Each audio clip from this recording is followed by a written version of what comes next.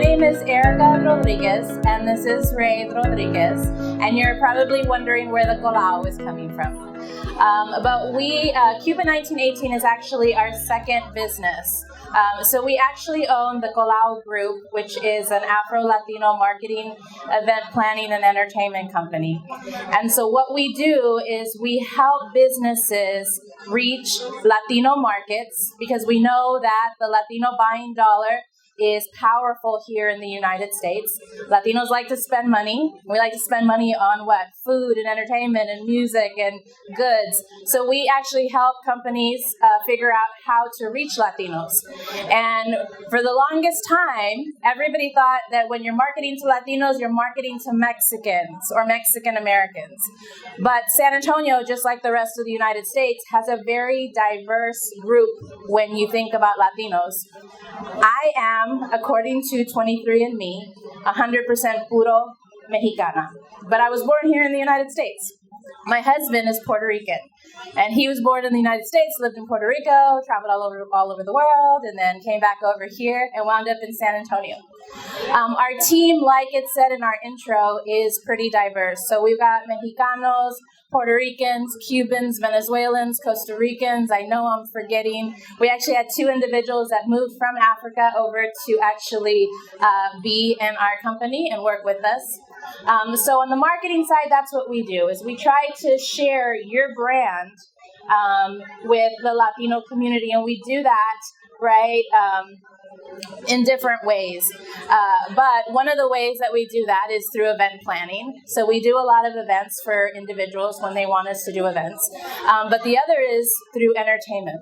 So I know that my husband will not brag on himself, but I will brag. So my husband is a veteran, a United States veteran. And so thank you to everybody who is a veteran and has served our country. And it's very fitting that we're here today. But he is a veteran, and he is also, through his journey after the military, with everything that he faced, he wanted a healthy way to process that experience. And so he turned to music. And it started with a guitar. Then it went over to vocals, then it went over to piano. And if you come over to our house, you can probably see almost every instrument imaginable. But he is a wonderful vocalist and musician and has traveled all over the United States performing for all sorts of venues and all sorts of people. And our team is also pretty diverse.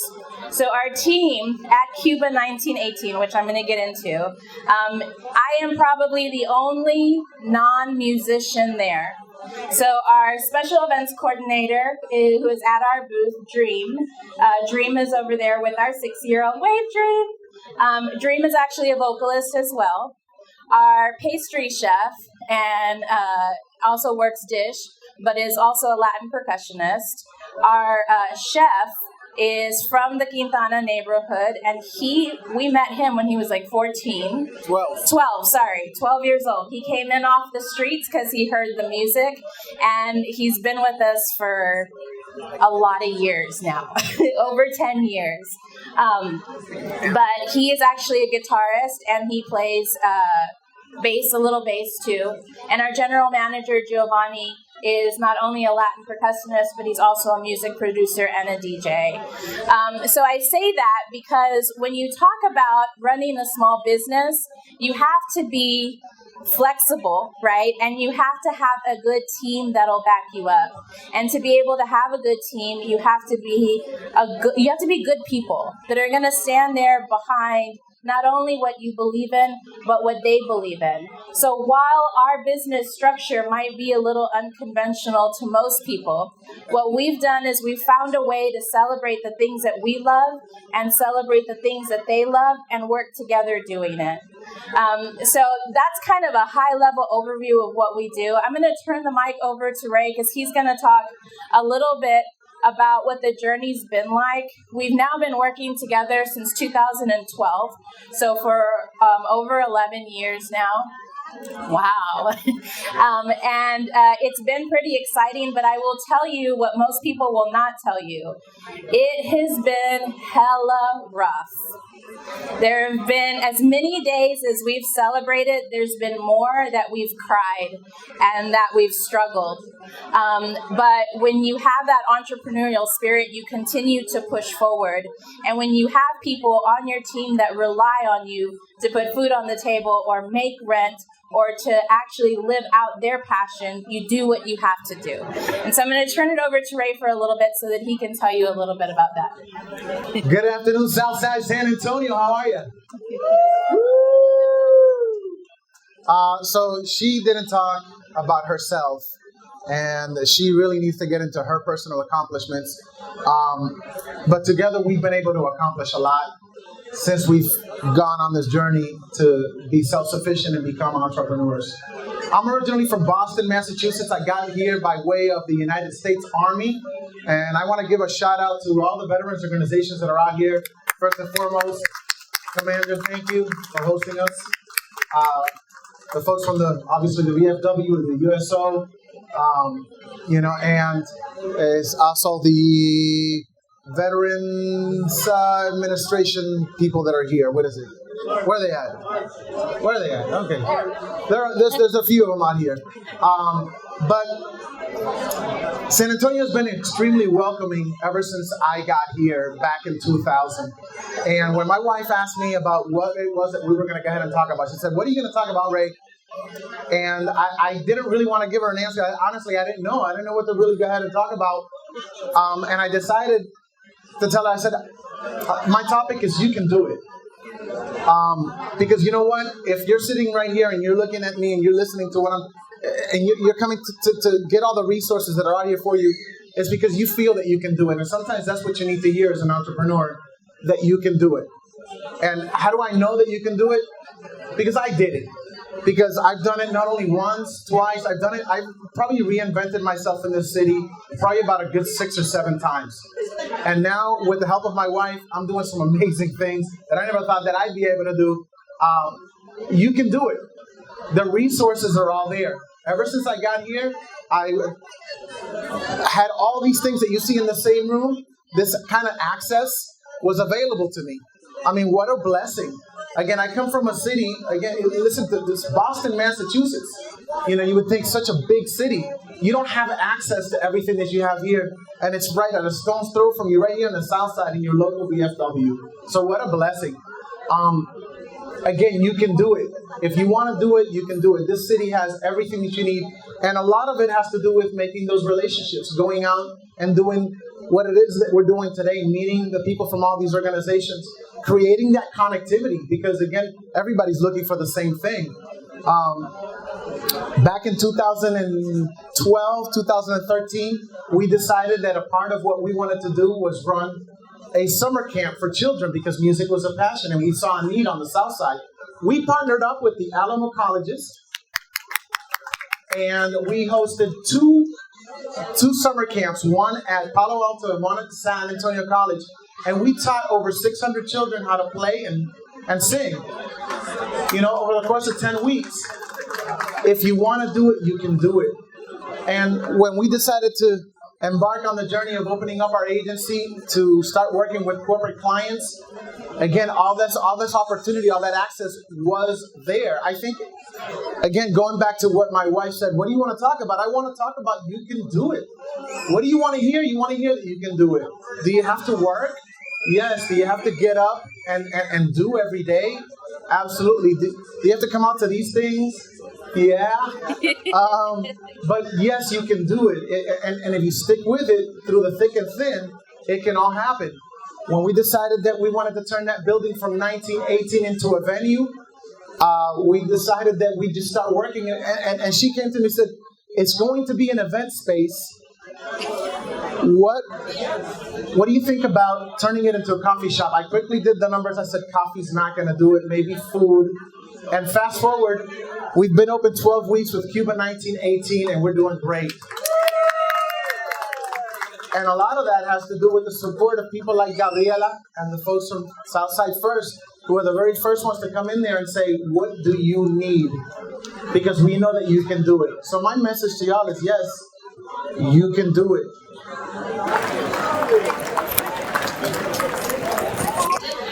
So Ray has always been that optimistic. I have never been. I'm the person that's like, this is scary. This is going to cost money. How are we going to do it? But he's absolutely right. You just do it. You just do it. So the last thing that I want to share is a little bit about the thing that drives the you can do it, and that's the passion. So when Ray and I decided to go into business together as a married couple, very scary, right? Because it's like you're not just going home at the end of the day and seeing your husband and being like, oh, let's have dinner, this is what the kids did and whatnot. No, all day, every day. We had a whiteboard in our bedroom for like over a year. And it was really difficult because you take those things that work in a marriage, like budgeting, making money, managing little people. You just do the same thing, just on a larger scale. You're budgeting, you're making money. Now you're working with older people, right? And you're creating teams. And mind you, we do have a blended family. We have 6 children. So when we started doing this business together, they were all like this big and down. So it was a wild ride. But the thing that really drove us during the worst of times,